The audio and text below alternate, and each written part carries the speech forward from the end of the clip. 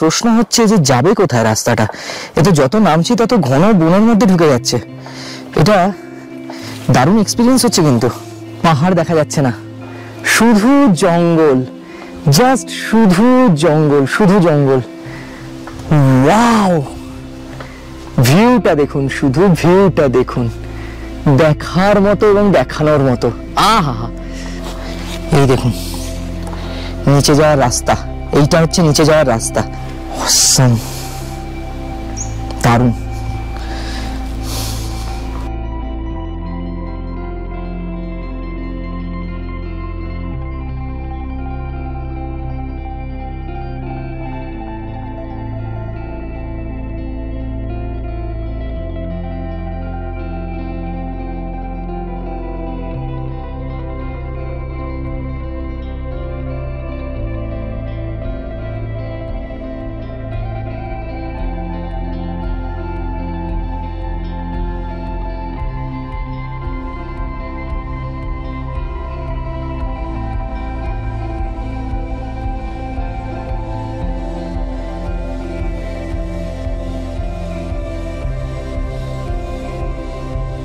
বছর শেষে পাহাড়ে এসে ভরিয়ে খুশির ডালা, হাজার মধুর স্মৃতি নিয়ে এবারে ফেরার পালা। গত এপিসোডেই বলেছিলাম যে বছরের শেষ কয়েকটা দিন প্রকৃতির বুকে একা কিছুটা মুহূর্ত কাটিয়ে যাওয়ার লোভে আমি পাড়ি দিয়েছিলাম নর্থ বেঙ্গলের ঝান্ডিতে। যারা সেই ব্লগ দেখেছেন তারা এতক্ষণে তো জেনেই গেছেন যে ঝান্ডিতে কি দুর্দান্ত কিছুটা সময় কেটেছিল আমার। এবারে বাড়ি ফেরার পথে নর্থ বেঙ্গলেরই আরেকটা লুকানো জায়গার সন্ধান দেব আপনাদের, যেখানে পাহাড়ের কোলে সূর্যের আলো ছায়ার খেলা তো আছেই, তার সাথে উপরি পাওনা একটা দুর্দান্ত জঙ্গল হাইকিং আর একটা দারুণ হোমস্টে। আর হোমস্টে থেকে গাড়িতে মাত্র 10-15 মিনিট দূরত্বে পাহাড়ের কোলে লুকোনো একটা দুর্দান্ত ওয়াটারফলস, যা দেখলে আমি শিওর যে আপনার এখানে আসতে ইচ্ছে করবেই। তাহলে আর দেরি কেন? সবার হাতে সময় তো খুবই অল্প, তাহলে চলুন ঝটপট শুরু করি সেন ডায়েরিজের পাতায় নতুন এই গল্প।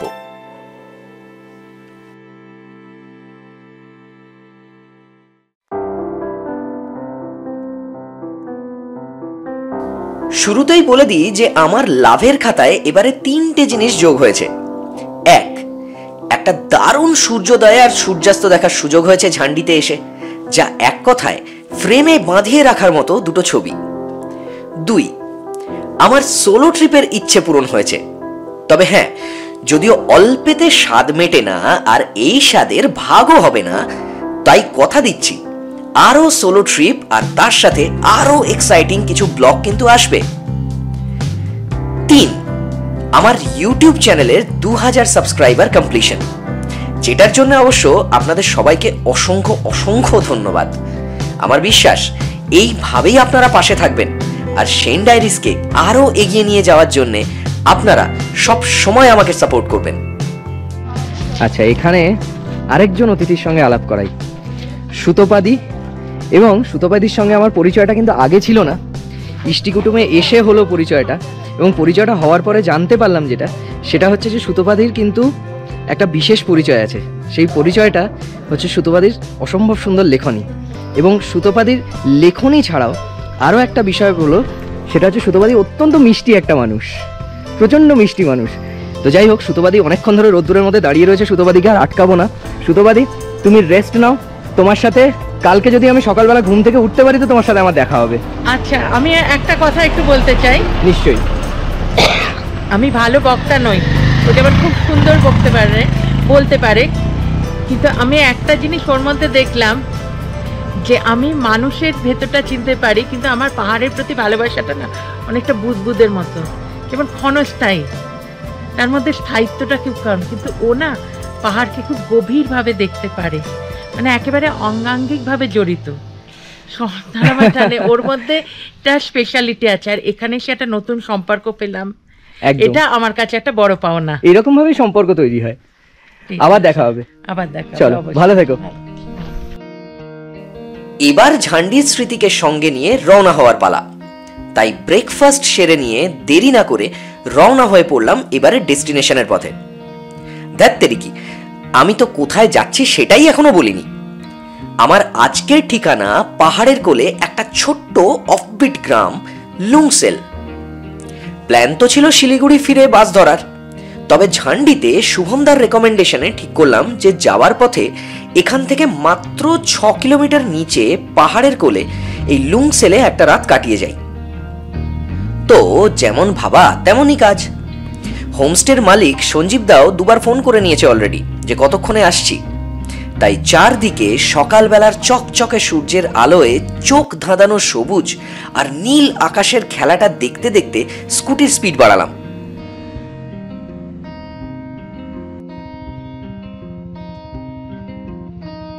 ম্যাপ বলছে 6 কিলোমিটার, আধা ঘন্টায় পৌঁছে যাব। কিন্তু দেখলে হবে, খরচা আছে।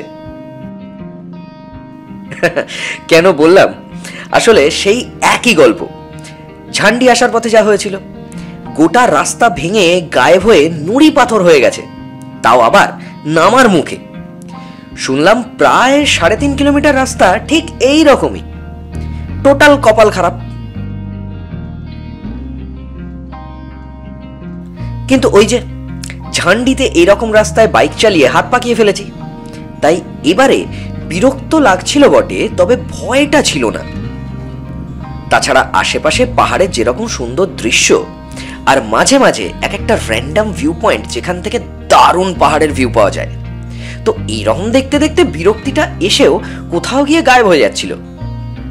তবে হ্যাঁ, এই প্রসঙ্গে বলে রাখা ভালো যে যারা লাভা থেকে বা ঝান্ডি থেকে লুংসেল পৌঁছাবেন ভাবছেন, তাদের কিন্তু এই রাস্তাটা দিয়েই আসতে হবে। গাড়িতে অবশ্য ঝামেলা কম, বাইকে একটু চাপ, বিশেষ করে শার্প টার্নগুলোতে। তবে এনজিপি থেকে লুংসেল গজলডোবার রাস্তা ধরে 67 কিলোমিটার, আর সেবক রোড ধরে প্রায় 72 কিলোমিটার। সময় লাগবে ধরুন 2.5 ঘন্টা। সেক্ষেত্রে রাস্তাটা কিন্তু চমৎকার, যেটা আমার ঝান্ডির ব্লগে আপনারা অলরেডি দেখেছেন। আর এনজিপি কিভাবে আসবেন সেটা বোধহয় আপনারা সবাই জানেন, তো আমি ওটা আর আলাদা করে এক্সপ্লেন করছি না। আর সত্যি বলতে পাহাড়ে এসে রাস্তার মজা না নিলে তো আধা মজাই শেষ। এই দেখুন, বলতে বলতে ভালো রাস্তাও এসে গেছে। ম্যাপ বলছে আর 5 মিনিটে ঢুকে যাব হোমস্টে। ওই দেখতে পাচ্ছেন হোমস্টে যাওয়ার গেট।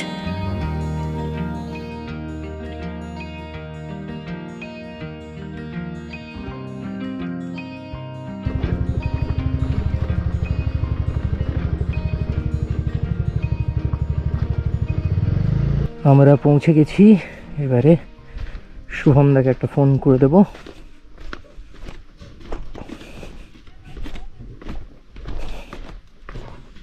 খুব সুন্দর সাজানো গোছানো জায়গা, বেশ মিষ্টি।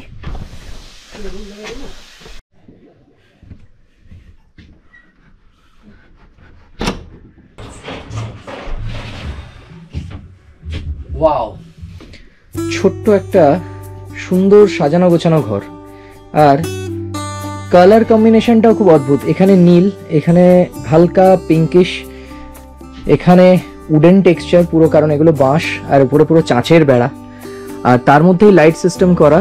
এখানে ফ্যান লাগানো, একটা সোফা করা রয়েছে, এখানে একটা ছোট্ট টেবিল এখানে চা খাওয়ার জন্যে, আর এইটা হচ্ছে হাত ধোয়ার বেসিন, একটা ছোট্ট আয়না, এখানে চেয়ারও রয়েছে ছোট্ট বসার জন্য, আর তার সাথে সাথে এইটা হচ্ছে বাথরুম। মানে ছোট্টর মধ্যে খুব সুন্দর করে ইন্টেরিয়র ডিজাইন করা, মানে বেশ ভাল লাগছে। আমি সত্যি কথা বলতে আমি এখানে আসছিলাম যখন, আমি এক্সপেক্টই করিনি যে ব্যাপারটা এরকম এত ছোট্টর মধ্যে এত কম্প্যাক্ট ওয়েতে সাজানো গোছানো হবে। সত্যি নর্থ বেঙ্গলে এক এক জায়গায় গেলে কিন্তু এক এক রকম জিনিস পাওয়া যায়, এক এক রকম সৌন্দর্য পাওয়া যায়। ইভেন ঘরের ইন্টেরিয়র ডেকোরেশনের মধ্যেও একটা আলাদা সৌন্দর্য পাওয়া যায়।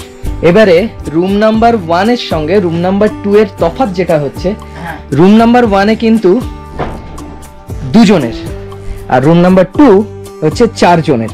মানে আপনারা যদি ধরুন 6 জন আসছেন, কথার কথা বলছি, তাহলে 2 জন ও ঘরে, 4 জন এই ঘরে আরামসে কিন্তু থাকার বন্দোবস্ত হয়ে যেতে পারে। এবং আরো ভালো যেটা লাগছে, দেখুন প্রত্যেকটা ঘরের মধ্যে ডেকোরেশন কিন্তু একই রকম। দেখুন এখানে সেই উডেন টেক্সচার, বাঁশের পুরো মানে বেড়া, বাঁশের পুরো দেওয়াল, আর উপরে এই চাচের বেড়া, আর ঘরের কালার কম্বিনেশন সেম। আর তার সাথে সাথে এই দিকে এই যে এখানে ছোট্ট করে একটা বসার জায়গা, এইখানে বসে চা খেতে খেতে এই হচ্ছে বাইরের দৃশ্য। কার না ভালো লাগবে? অসম্ভব সুন্দর। মানে আমি এই জন্য বললাম না যে আমি এখানে এসে যখন আসছিলাম রাস্তা দিয়ে, রাস্তাটা একটু হয়তো ভাঙাচোরা ছিল, কিন্তু চারপাশের সৌন্দর্যটা অসাধারণ। আর এখান থেকে বসে যখন এই দূরে পাহাড়ের সবুজ, আর সবুজের উপরে দেখুন মেঘের ছায়াগুলো পড়েছে, অদ্ভুত লাগছে। ওই যে দূরে অদ্ভুত লাগছে ওখানটাতে, মানে এই যে উপরের মেঘগুলো তার ছায়াগুলো ওখানে পড়েছে, কিছুক্ষণ পরে আবার এই ছায়াগুলো সরতে থাকবে। আমি যদি এখানে টাইম ল্যাপস করতাম তাহলে হয়তো দেখা যেত যে পুরো ছায়াগুলো এরকমভাবে হেলতে হেলতে হেলতে দুলতে ছড়ে যাচ্ছে, রোদ্দুর ছায়া, ছায়া রোদ্দুর, আর তার সাথে সাথে এরকম চকচকে নীল আকাশ আর এরকম সাদা মেঘ। অসম্ভব সুন্দর। এখানে কিন্তু শুধু ওই দুটো রুম নয়, এখানে আরো 3টে রুম আছে। এটা রুম নাম্বার 3। এখানে বিছানার যা সাইজ আমি দেখতে পাচ্ছি, এখানে প্রায় 5 জন হয়ে যাবে, মানে 4 জন আমার মতো চেহারার 5 জন আরামসে হয়ে যাবে। বাথরুম এখান থেকেই দেখতে পাচ্ছি, এখানে বাথরুম, এই দিকটা হচ্ছে জানলা। এটা হচ্ছে রুম নাম্বার 4। এখানেও সেট আপ যা, মোটামুটি ভাবে 3 জন শুতে পারবে এখানে আরামসে। কিন্তু এখানকার ভিউটা এই যে, এখান থেকে কিন্তু ভিউটা খুব সুন্দর পাওয়া যায়, দেখা যাচ্ছে এখান থেকে পরিষ্কার ভিউটা দেখা যাচ্ছে বাইরে। 15 থেকে 17 জনের অ্যাকোমোডেশন এদিক ওদিক করে কিন্তু হয়ে যায়, 15 জন কমফোর্টেবলি, 17 জন চাপাচাপি করে কিন্তু হয়ে যায়। আর রুম থেকে বেরিয়ে যদি আমি বাইরে এসে দাঁড়াই, আর কি চাই? আচ্ছা, আমরা রুমও তো দেখলাম, রুমের থেকে আমরা ভিউটাও তো দেখলাম, খুব সুন্দর লাগছে কিন্তু, মানে এত সবুজ, মানে এখান থেকে এই যে 180 ডিগ্রিতে সবুজটা দেখা যায়, এই পাহাড় আর সবুজ, এইটা কিন্তু এখানকার একটা বিশেষত্ব। আর রুম যেগুলো দেখলাম, সেই রুমের ভাড়াটা একবার জেনে নিই, সঞ্জীব দা থেকে জেনে। সঞ্জীব দা, রুমের ভাড়াগুলো এখানে একটু বলে দাও। আমাদের যে রুম ভাড়া আছে এখানে 1500 per head fitting lodge season টাইমে, এখন অফ সিজন যেটা ওটা 1400 টাকা করে পার হেড ফিটিং লজ। আচ্ছা, মানে 1500 টাকা তোমার সবকিছু কভার, তাই তো, পার হেড পার ডে। আর অফ সিজনে, আচ্ছা তোমাকে তাহলে অফ সিজনে যদি এখানে কেউ আসে তাহলে 1400, আর তোমার সিজনে হলে 1500। তারপর যদি বড় গ্রুপ হয় তাহলে কিছু ডিসকাউন্ট হয়ে যায় এর মধ্যে। ওকে ওকে ওকে। তোমার কন্ট্যাক্ট নাম্বার এখানে ফোন করলে হবে তো, নাকি কোনো অল্টারনেট কন্ট্যাক্ট নাম্বার? না, এখানেই দেওয়া থাকবে, 3টে নাম্বার আছে, 3টে নাম্বার দেওয়া। ওকে, ঠিক আছে ঠিক আছে। তো নাম্বার তো আপনারা দেখেই নিলেন। সঞ্জীব দা প্রচন্ড ভালো মানুষ এবং প্রচন্ড হেল্পফুল। আমি যে কারণে সঞ্জীব দাকে তো আমি পাচ্ছিলামই না, যে এখান থেকে যে সঞ্জীব দাকে জিজ্ঞেস করেছি সঞ্জীব দা এখানে রুমের ভাড়া কত বাকি, সঞ্জীব দাকে আমি পাচ্ছিলাম না, কারণ সঞ্জীব দা গেস্ট নিয়ে এত বিজি ছিল এবং প্রচন্ড হেল্পফুল এবং সারাদিন বিজি থাকে। তো যাই হোক, আমি নাম্বারটা দিয়ে দিলাম, নাম্বারে অবশ্যই একবার ফোন করে সঞ্জীব দার সাথে কথা বলে ফিক্স করে চলে আসুন একবার। জায়গাটা কিন্তু দারুণ দারুণ লাগবে। আরে থ্যাংক ইউ। ব্যালকনিতে দাঁড়িয়ে এক কাপ চা খেতে খেতে চারদিকটা দেখছিলাম। বেশ সাজানো গোছানো ছোট্ট একটা হোমস্টে, চারদিকে রং বেরঙের ফ্ল্যাগস, একটা সুন্দর সেলফি পয়েন্ট, চারদিকে সবুজ পাহাড়, যার উপর মেঘ আর সূর্যের এই লুকোচুরি খেলাটা পুরো আলো ছায়া হয়ে ভেসে যায় পাহাড়ের উপর দিয়ে। পরিপাটি করে সাজানো প্রত্যেকটা রুম, এমনকি পাশে চৌবাচ্চার মধ্যে রং বেরঙের জাপানি কই মাছগুলো বেশ মন্দ লাগবে না কিন্তু। তবে এইগুলো ছাড়াও এখানকার ইউএসপি কিন্তু আরো দুটো জিনিস, সেটা দেখতে গেলে আপনাদেরকে হোমস্টের পিছন দিকে যেতে হবে।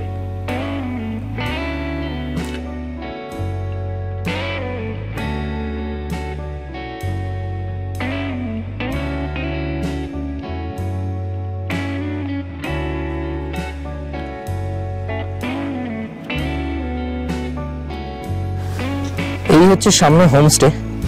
আর হোমস্টে থেকে বেরিয়ে এই নিচে নেমে এলে এই জায়গাটাতে, এখানে কিন্তু একটা সুন্দর ভিউ পয়েন্ট, মানে এখান থেকে সামনে দাঁড়ালে এই পুরো 180 ডিগ্রি অ্যাঙ্গেলে পুরো পাহাড়টাকে কিন্তু দেখা যায়। আর এত অদ্ভুত লাগছে, ওইখান থেকে একটা বাড়িতে ধোঁয়া বেরোচ্ছে, আর এদিকে ঠিক সবুজের মধ্যে নীল রঙের একটা বাড়ি, আর ওখান থেকে এই মেঘগুলো আর এই সবুজটা আর সূর্যের আলোটা পুরো আলো ছায়ার মতো খেলতে খেলতে খেলতে খেলতে মেঘের উপর দিয়ে যাচ্ছে।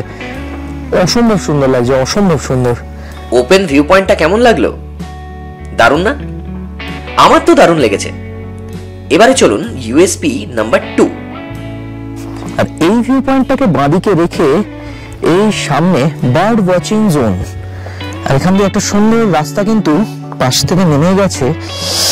আমি ভাবছি একবার হেঁটে গিয়ে দেখি জায়গাটা কিরকম। পাশে সুন্দর গাছপালার জঙ্গল, জঙ্গলের মধ্যে দিয়ে পুরো একটা ট্রেকিং এর রাস্তা। এক কথায় কিন্তু এই এক্সপিরিয়েন্সটা দারুণ। আমি এখনো জানি না যে রাস্তাটা কোথায় যাচ্ছে, বাট আপনারা যারা আসছেন তারা যদি আমার মতো করে এরকম এক্সপ্লোর করতে চান এবং হুট করে নেমে পড়তে চান, তাহলে একবার নেমে পড়তেই পারেন, অথবা হোমস্টে যিনি ওনার সাথে একবার কথা বলে নেবেন যে এই রাস্তাটা কোথায় যাচ্ছে। আমি জিজ্ঞেস করিনি, আমি স্ট্রেট যাচ্ছি, দেখা যাক কোথায় যায়। এটা একটা খুব অদ্ভুত এক্সপিরিয়েন্স হচ্ছে। হঠাৎ করে হোমস্টে কিন্তু এখন আর দেখা যাচ্ছে না, আর ওখান থেকে নেমে এসে হট করে এখানে যে এরকম একটা সুন্দর বসার জায়গা, যেখান থেকে ডাইরেক্ট ওই পাহাড়গুলোকে আবার দেখা যায়, চাপের ব্যাপার। এরকম ভাবে নামলে একবার পা স্লিপ করলে হঠাৎ করে গড়িয়ে যাবে, কিন্তু তাও যাওয়ার লোভটা সামলাতে পারছি না। আর ওই যে ওদিকে হচ্ছে রাস্তাটা, যে রাস্তাটা দিয়ে আমরা এসছি একটু আগে। কিন্তু প্রবলেম হচ্ছে, মানে প্রবলেম নয়, প্রশ্ন হচ্ছে যে যাবে কোথায় রাস্তাটা। এতে যত নামছি তত ঘন বনের মধ্যে ঢুকে যাচ্ছে। এটা দারুণ এক্সপিরিয়েন্স হচ্ছে, কিন্তু দেখা যাক, চলুন যাই। এই মা গো, আমাকে কি দেখা যাচ্ছে? মোটামুটি পুরো লাইটটা পিছনে না, কিছু দেখা যাওয়ার চান্স কম। আরে বাপরে, কোথায় যাচ্ছে রাস্তা? আরে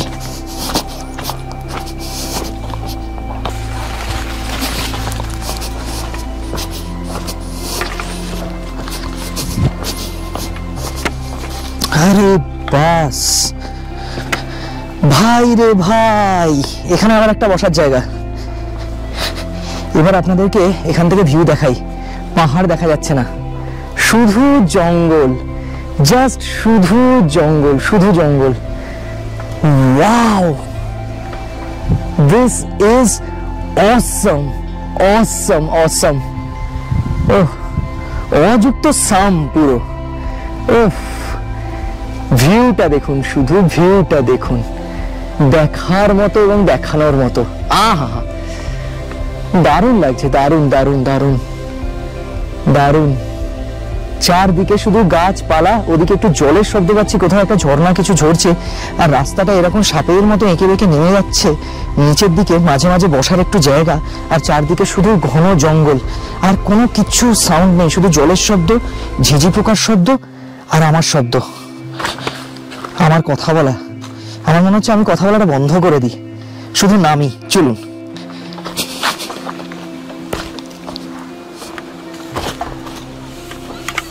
আমি একটু আগে আপনাদেরকে বলেছিলাম যে চুপচাপ নামি, কথা বলবো না, কিন্তু সামনে এমন একটা ছবি দেখতে পাচ্ছি যেটা আপনাদেরকে না দেখালে নয়। ওখান দিয়েই যাবো, কিন্তু তার আগে আপনাদেরকে দেখাই, দাঁড়ান। এই দেখুন নিচে যাওয়ার রাস্তা, এইটা হচ্ছে নিচে যাওয়ার রাস্তা। এই দিক দিয়ে পুরো ঘুরে ওইখান দিয়ে গিয়ে আবার ওইদিকে চলে যাচ্ছে, পুরো পাইন বনের মধ্যে দিয়ে। এই হচ্ছে পুরো পাইন বন, পুরো ঘন পাইন বন। একটু পরে যদি সূর্যটা ওদিক থেকে আরেকটু নেমে যায়, এখানে আর এক ফোঁটা আলো ঢুকবে না।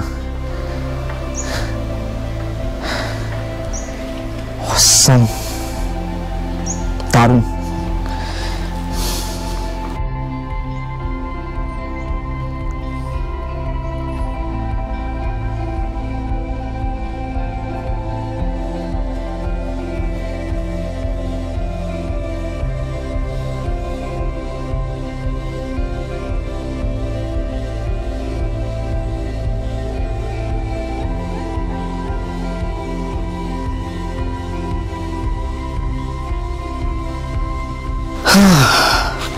এখানে কিন্তু প্রত্যেকটা জায়গাতে বসার জায়গা করা আছে, কারণ যারা ট্রেকিং করতে অভ্যস্ত নয় তারা যদি কোনো কারণে রেস্ট নিতে চায়, মানে আমাদের মতো পাবলিক আর কি, তারা কিন্তু এখানে বসে আরামসে রেস্ট নিতে পারে।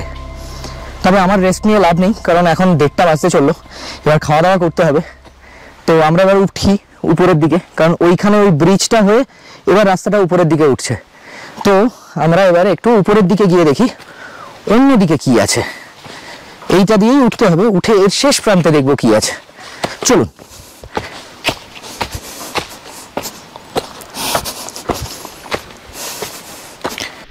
হ্যান্ডস ফ্রি হয়ে তো হাঁটা যাচ্ছে না, কারণ আমার হাতে এই যে যন্ত্রটা রয়েছে, এটার জন্য আরো অসুবিধা হচ্ছে। কিন্তু যত দেখছি তত আশ্চর্য হয়ে যাচ্ছি। এই হচ্ছে ভিউ।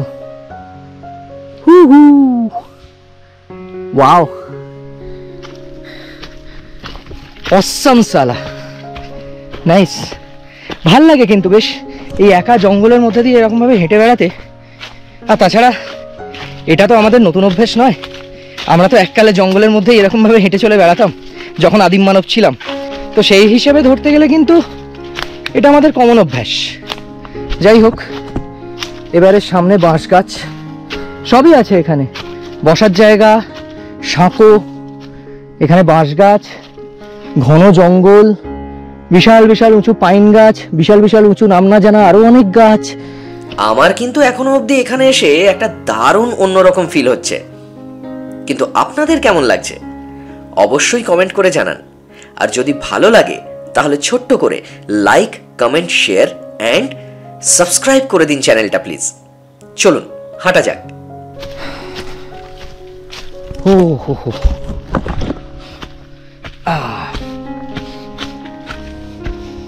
আরে বাস, আরে বাস, এ তো দারুণ ব্যাপার হলো। হোমস্টে থেকে বেরোলাম, চা বাগানে এসে উঠলাম। ওয়াও, বেশ হলো না ব্যাপারটা? হোমস্টে থেকে বেরোলাম, জঙ্গলের মধ্যে দিয়ে হাঁটতে হাঁটতে এলাম, যখন এসে উঠলাম দেখলাম চা বাগান। হোমস্টে দেখতে পাচ্ছি না, হোমস্টে বোধহয় অনেক পিছনে, কিন্তু চা বাগান অসাধারণ, বিউটিফুল।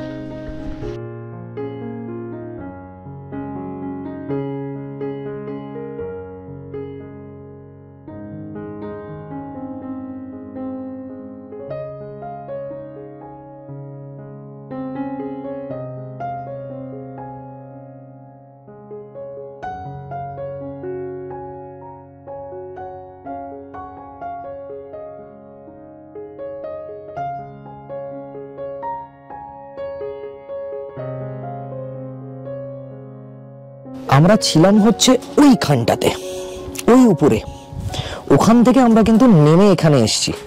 তো উপরে ওইখানটাতে যে ঠান্ডাটা সকালবেলা বা রাতের দিকে যে ঠান্ডাটা পড়ে, এখানে কিন্তু সেই ঠান্ডাটা নেই। আশা করি এটা গাজর না, এটা আচার, গাজরই কিন্তু আচার। দারুণ একটা সাজানো। এখানে আলু ভাজা, বেগুনি, আবার এখানে আবার একটা বেগুনি, ফুলকপির একটা ছোট্ট তরকারি, এখানে আবার আলু ভাজা, এখানে শাক। এটা কি? ওটা রায়তা টাইপের ছুলপির আচার। আরে বাস, দেখি, ये तो बढ़िया है।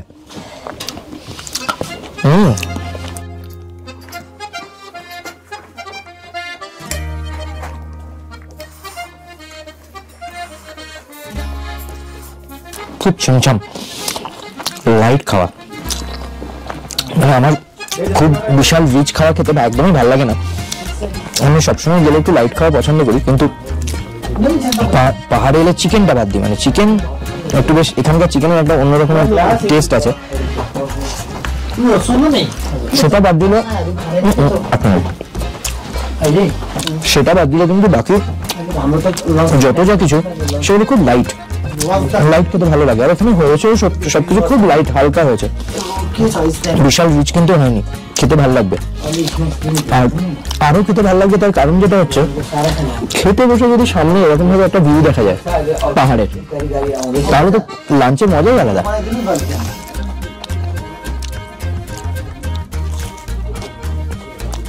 और बहुत टेस्टी है, थोड़ा दीजिए। এত কিছু সাজিয়ে উনি দিয়েছেন, তারপরে আর আমার মনে হয় না যে আমার একার পক্ষে আর কিছু চাওয়া উচিত হবে। প্রচুর, আমি জীবনে কোনোদিন একা এত কিছু সাজিয়ে গুছিয়ে জীবনে কোনোদিন খাইনি।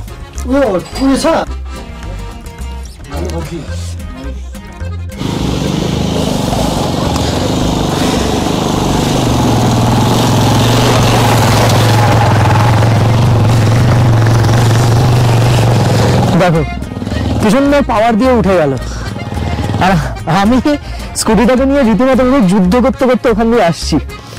চাপও লাগছে যে অতটা উপরে তুলতে পারবো কিনা, যদি কোনো কারণে এদিক ওদিক হয়ে যায় তো সোজা ওর মতো তো আমার ব্যালেন্স নেই। কিন্তু সানসেট আমাকে দেখতেই হবে, কারণ ওই উপরে না উঠলে কিন্তু সানসেটটা পাবো না। হাতে আর হয়তো 15 থেকে 20 মিনিট আছে, তারপর সূর্যটা টাক করে ডুবে যাবে। চলুন আর দাঁড়াবো না, যে করে হোক স্কুটিটাকে উপরে তুলি। জয় গুরু। না, সানরাইজ আর সানসেট ভিউ পয়েন্টটা হোমস্টের পাশ দিয়েই উপরে উঠে অনেকটা টপে। বেশ খাড়াই রাস্তা, হেঁটে সময় লাগবে প্রায় 45 মিনিটস। আর আমি লেট, তাই এত ভাঙাচোরা রাস্তায় স্কুটি চালিয়ে পৌঁছতে গিয়ে যা হবার তাই হলো। সূর্য তখন আমাকে টাটা বাই বাই জানিয়ে দিয়েছে অলরেডি। তবে যেটুকু রেখে গেছে আমার জন্যে তার সৌন্দর্যটাই বা কম কিসের। অগত্যা দুধের স্বাদ একটু ঘোলেই মেটাই, আর কি করা যাবে।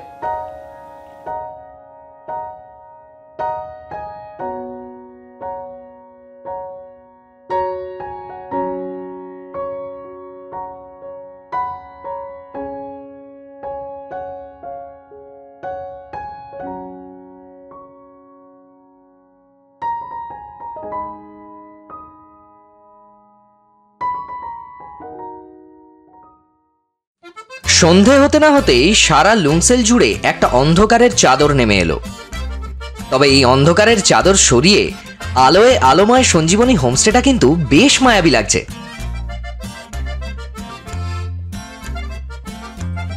ক্যাম্পফায়ারের আগুনও জ্বালানো হয়ে গেছে, ঠান্ডাটাও বেশ লাগছে।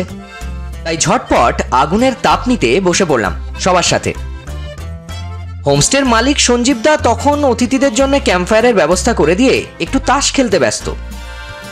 আর আমি তখন ক্যাম্পফায়ারের এই আগুনের তাপ আর তার সাথে সাথে সন্ধ্যের অন্ধকারে হারিয়ে যাওয়া সাদা ধোঁয়া আর ব্যালকনিতে বসানো নানা রঙের ফুলের সৌন্দর্য দেখতে দেখতে এই সন্ধ্যেটাকে দারুণ উপভোগ করছিলাম।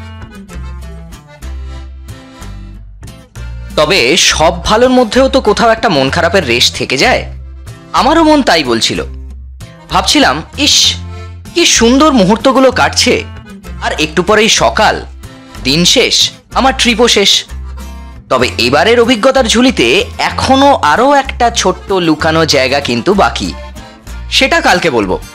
আজকে বরং চটপট ডিনারটা শেষ করে নি, কারণ বড্ড জোর খিদে পেয়েছে।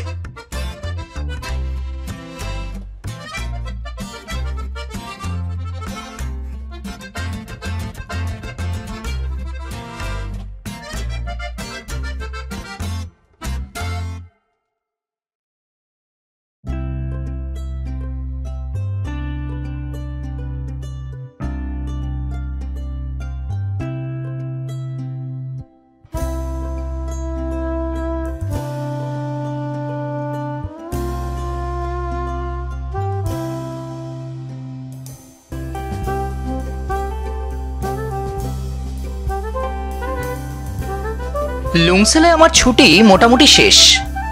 এবারে ব্যাগ গুছিয়ে রওনা হতে হবে এনজিপির পথে। তবে ওই যে বলেছিলাম, একটা ছোট্ট জায়গা এখনো দেখানো বাকি। সেটা না দেখালে কিন্তু এই গল্পটা ইনকমপ্লিটই থেকে যাবে। তাহলে চলুন যাওয়া যাক।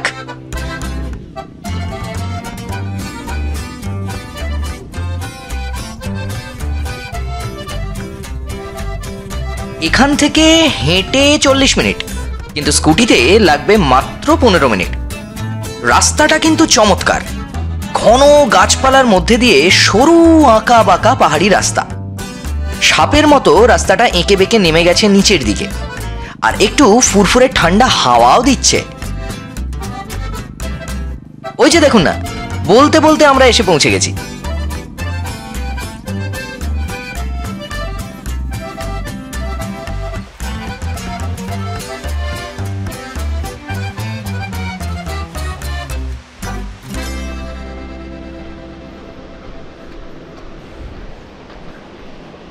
ওইখানে ওই যে আমার স্কুটি, আর ওখান দিয়ে এই ব্রিজ দিয়ে হাঁটতে হাঁটতে আসছি।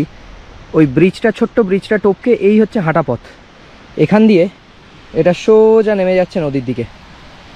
আর আমি টুকটুক করে এই পিঠে ব্যাগ নিয়ে আর এই হাতে ট্রাইপডটা নিয়ে এরকমভাবে নামাটা সত্যি একটু চাপ তো হচ্ছে, বাট এক্সাইটমেন্টও হচ্ছে এরকমভাবে এসে সত্যি কথা বলতে এত ফাঁকা এরকম একটা নিস্তব্ধ নিঝুম জায়গাতে শুধু পাখির আওয়াজ, হাওয়া আর নদীর শব্দ, আর কিচ্ছু শুনতে পাচ্ছি না। অসম অসম। আর কেউ নেই কিন্তু এখানে। ওয়াও, নিচে যাব, চলুন।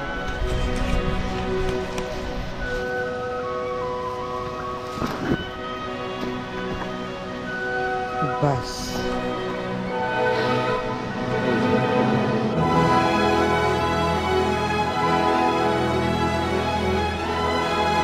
কি কেমন? বলেছিলাম না দারুণ জায়গা। দুই পাহাড়ের মাঝখান দিয়ে ওপর থেকে অঝোর ধারে ঝর্ণাধারা নেমে এসে নদী হয়ে বয়ে চলে যাচ্ছে দূরে। আর সে জল পুরো কাঁচের মতো পরিষ্কার। আর সে জলের অবিরাম শব্দ, সাথে নীল আকাশ, দেওয়ালের মতো সবুজ পাহাড়, আর ভাবুন মাঝখানে আপনি একা দাঁড়িয়ে। এটা যে কি অপূর্ব একটা অনুভূতি, সত্যি আমি মুখে বলে বোঝাতে পারবো না। আপনাকে এর জন্য একবার অবশ্যই আসতে হবে। আর যদি আসতে চান তাহলে মনে রাখবেন গীতখোলা থ্রি সিস্টার্স ওয়াটারফলস। জানি না এখানে কথা কতটা শোনা যাবে, কারণ জলের প্রচণ্ড আওয়াজ, কিন্তু জলের আওয়াজ ছাপিয়ে যেটা সব থেকে বেশি চোখে লাগছে সেটা হচ্ছে এই দৃশ্যটা। অসাধারণ। একটা জনপ্রাণী নেই, শুধু আমি আর আমার সাথে প্রকৃতি। মানে সিরিয়াসলি মানে পাগল হয়ে যাব। মানে জাস্ট বলে বোঝাতে পারবো না, ভাষায় বলে বোঝাতে পারবো না যে কি আনন্দ হচ্ছে। নয় করেও প্রায় 1.5 ঘন্টা ছিলাম এই ঝর্ণার সামনে। টিকটিক করে সময়ও পেরিয়ে যাচ্ছিল, আর আনন্দের মুহূর্তগুলো শেষ হয়ে আসছিল। এবার যে আমাকে ফিরতে হবে, তবে মন বলছিল এই দেখাই শেষ দেখা নয়, আবার খুব জলদি আমি ফিরে আসব। এই ঝর্ণার টানে, এই সবুজের টানে, প্রকৃতির টানে, এই পাহাড়ের টানে। তবে আজ এবার খাতা গুটানোর পালা, তাই সেন ডায়েরিজের পাতা এখানেই বন্ধ করলাম। দেখা হবে আপনাদের সাথে পরের ব্লগে। ভালো থাকবেন, সুস্থ থাকবেন।